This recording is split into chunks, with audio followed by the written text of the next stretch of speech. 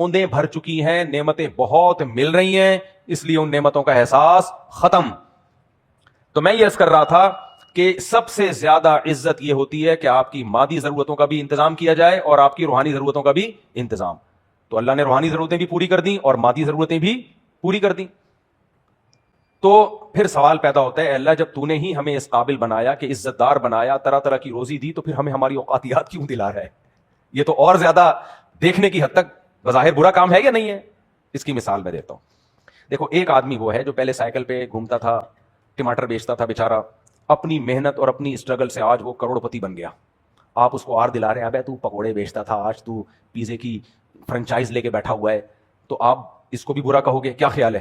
لیکن ایک آدمی وہ ہے جس پر آپ نے احسان کر کے اس کو یہاں تک پہنچا دیا, پھر آپ اس کو اس کی اوقات یاد دلا رہے ہو, آپ اس کو زیادہ تانے دو گے, یار تو نے احسان اس لیے کیا تھا, یار تو نے مجھے یہ سب کاروبار اس لیے کیا تھا, بار بار مجھے ٹماٹر کا اور گٹکے کا تانا دے گا, تیری گٹکے کی دکان تھی.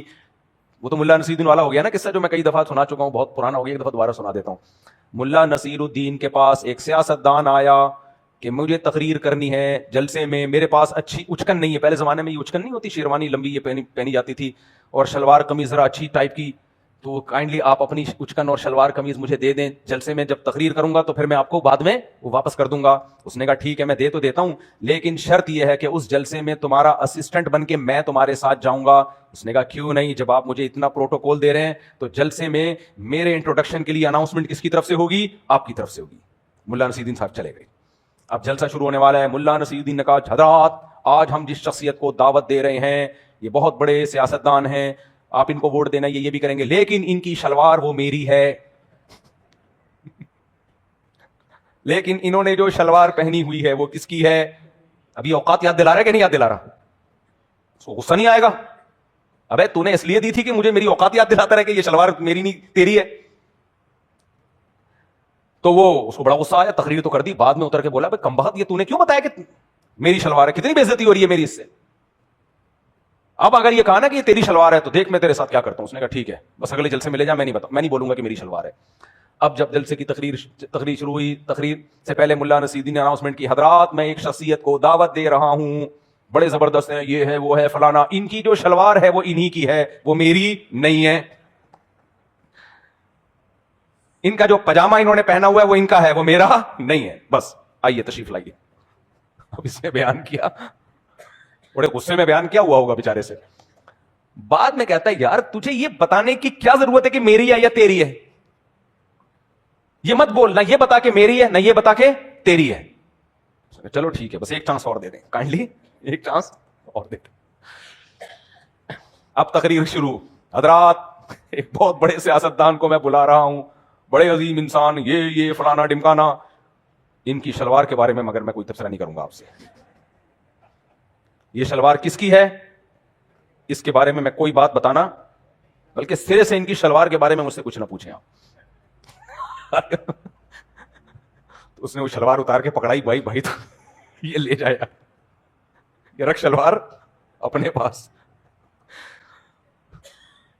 تو یہ اچھا کام کیا, برا کام کیا؟ اوقات یاد دلا رہے ہیں نا بار بار. تو میں سوال پکا کر رہا ہوں نا آپ کے ذہن میں. اللہ نے ہم پر اتنے احسانات کیے, خاندان بھی آباد کر دیا, رزق کے دروازے کھولے نہیں, پھاڑ دیے رزق کے دروازے. ابھی قرآن کہتا ہے رزق دیتا نہیں ہوں, دونوں ہاتھ کھول دیے میں نے. یہ تو ہم کمپٹیشن کر کے نا سمجھ رہے ہیں کہ رزق کم مل رہا ہے. ہم دیکھ رہے ہیں غفار کے پاس لینڈ کروزر, میرے پاس رکشا. ابے پرانے زمانے کے گدے والے کے پاس تو رکشا لے کے جاؤ, بولے گا ابے تو سائنسدان ہے اس زمانے کا بہت بڑا, وہ آپ کو پائلٹ والا پروٹوکول دے گا. جو JF-17 کا جو پائلٹ ہے نا, اس کو جو پروٹوکول ہم دے رہے ہوتے ہیں وہ 1000 سال پہلے اگر آپ رکشا لے کے چلے جاؤ تو گدے والا آپ کو وہ پروٹوکول دے گا. بولے اچھی آٹومیٹک مشین ہے بھائی, یوں کرو چلتی. ہم تو گدے کو جب تک گدے کی طرح 2-4 لاتے نہ مار دے ہلتا نہیں ہے. گدا وہ ہے, کام ہمیں گدے والے کرنے پڑتے ہیں. کیا سائنس کہے گا کہ نہیں کہے گا؟ ہم تو صرف کمپٹیشن, بھائی کمپٹیشن کی تو کوئی انتہا ہے ہی نہیں. اگر میں اپنے آپ کو سعودی عرب کے بادشاہ سے کمپیئر کرنا شروع کر دوں, یا ہم اپنے وزراء سے کمپیئر کرنا شروع کر دیں, تو سارا دن ہم احساس کمتری کے علاوہ کچھ بھی حاصل نہیں ہوگا. میں نے تو اپنے آپ کو اپنے حساب سے دیکھنا ہے نا. میں نے رمضان میں بیان کیا تھا نا کہ ہم رمضان میں 29 یا 30 روزے رکھتے ہیں, تو مجھے تو بڑی خوشی ہوتی ہے. ہو سکتا ہے کوئی کہے بھائی سب نے رکھے, اکیلے آپ نے تھوڑی رکھے. بھائی مجھے کسی سے کوئی لینا دینا نہیں ہے. میں دیکھتا ہوں میں بڑا نالائق ہوں, مجھ سے عام دنوں میں روزہ نہیں رکھا جاتا, بڑی مشکل ہوتی ہے, اور اللہ کنٹینیو 30 روزے رکھوا لیتا ہے. بھائی میرے اوپر اللہ کا خدا کی قسم بہت بڑا احسان ہے, دل سے کہہ رہا ہوں, یہ کوئی تکلف نہیں کر رہا. کتنا ویسے مہینہ روزے رکھ کے دکھاؤ یار, تو میرے لیے تو بڑا مشکل ہے. اب میں یہ سوچتا ہوں تو انہوں نے بھی رکھے, انہوں نے بھی رکھے ہیں, تو مجھے ان سے کیا لینا دینا بھائی. میں تو اپنے آپ کو جانتا ہوں کہ میں بڑا نالائق ہوں, تو مجھ سے اللہ نے یہ کام, اور ہم میں سب ایسے ہی ہیں. کہیں آپ یہ نہ سمجھے اچھا آپ تو اتنے نالائق نکلے, اگلے ہفتے ہم آپ کا بیان سننے نہیں آئیں گے. ہم سب اتنے ہی نالائق ہیں بھائی, ہم سب اتنے نالائق ہیں. ایک دفعہ میں نے ایسے ہی کہہ دیا تو ایک صاحب نے کہا کہ آپ, مجھے کیا پتا تھا, آپ بالکل بھی نیک نہیں ہیں. تو صاحب ایسا نہ کیا کریں, میرا دل ٹوٹ جاتا ہے, ہم تو آپ کو نیک سمجھ کے آ رہے ہوتے ہیں. تو میں نے کہا باقی نہیں ہے بھائی, جتنے ہیں اتنا ہی آپ کو نظر آ رہے ہیں, اس سے زیادہ میں نہیں ہوں. تو آپ زیادہ خوش فہمی میں نہیں آیا کریں, صحیح ہے نا. تو اس لیے میرے بھائی, جب دین کی نعمتوں میں یہ ہے, حالانکہ دین میں ہمیں حکم ہے اپنے سے اعلیٰ کو دیکھو, لیکن رمضان کے بعد عید ایک شکر کا موقع ہے, تو شکر تو جب ہی پیدا ہوگا نا. عید کا دن تو شکر کا دن ہے نا, کہ اللہ نے ہم سے یہ عبادتیں کروا لی, تو شکر تو جب ہی پیدا ہوگا جب انسان یہ سمجھے کہ اللہ کا مجھ پر احسان ہے, کہ میں اس قابل نہیں تھا لیکن اس نے یہ کام کروا لیا, تو شکر تو جب ہی پیدا ہوگا.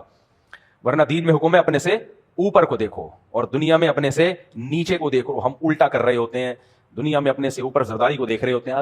ابے ریاض ملک نے یہ کر لیا, وہ کر لیا, 60 ارب روپے کے تو پینلٹیاں لگ رہی ہیں اس کے اوپر, اور ہم پہ جرمانے آتے ہیں 1,500, اس میں ہم دبے جا رہے ہوتے ہیں.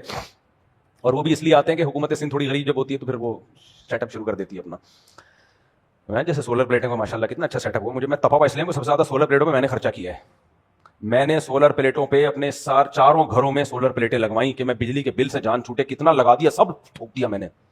اس سے میں گائے خرید سکتا تھا, اور بھی اپنے شوق پر میں نے سارا تھوپ دیا کہ یار بجلی مجھے فری ہو جائے. نیٹ میٹرنگ, جب نیٹ میٹرنگ کا ٹائم آیا, گورنمنٹ نے وہ نیٹ میٹرنگ کے ریٹ اتنے کم کر دیے کہ میرا بیڑا, تو میرے علاوہ بیڑا غرق اس سینس میں نہیں کہ اللہ کا شکر ہے سب کھا پی رہے ہیں, نہیں, ان کے لحاظ سے تو ہوا نا, کم وقتوں کے لحاظ سے.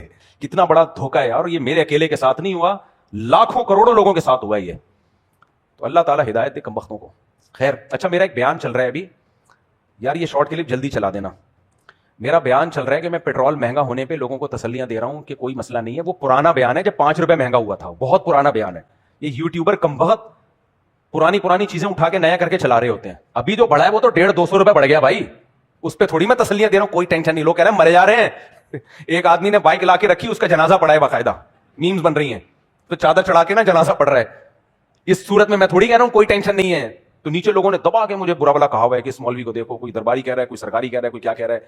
تو بھائی میں نے وہ پرانا بیان ہے, میاں نواز شریف کے دور کی بات کر رہا تھا, 5 روپے بڑا تھا, تو یہ والے پہ نہیں ہے, وہ پرانا اٹھا کے یہاں چلا دیا. ایک یہ, دوسری میں بار بار وضاحت دے چکا ہوں کہ میرے بارے میں ایک AI سے بنایا ہوا کلپ چل رہا ہے جس میں کہہ رہا ہوں کہ فلاں پتنی پروسٹیٹ غدود کی دوائیں, پروسٹیٹ گلینڈ بڑھ جاتے ہیں اور مردانہ قوت کی دوائیں میں لوگوں کو دے رہا ہوں کہ یہ خریدے. وہ میرا نہیں ہے, وہ AI سے جنریٹ کر کے کسی نے بنایا ہے, اور اتنا پروپیگنڈا کیا کہ جامع الرشید سے ہمارے اساتذہ کے پاس, یعنی جو استاد, میرے ڈائریکٹ استاد تو نہیں, جو اساتذہ کے لیول کے لوگ ہیں, ان کے فون آ رہے ہیں, حضرت وہ پروسٹیٹ کے بارے میں آپ نے جو بتایا تھا وہ ہمیں بھی بتا. میں نے کہا میں نے بتایا نہیں ہے, پروسٹیٹ گلینڈ مردوں میں بڑھ جاتے ہیں نا, اس کی میں دوائی اور مردانہ قوت کی دوائی بیچ رہا ہوں میں AI پہ, میں نہیں بیچ رہا, وہ میری ویڈیو نہیں ہے اور میں یہ کام کرتا ہی نہیں ہوں.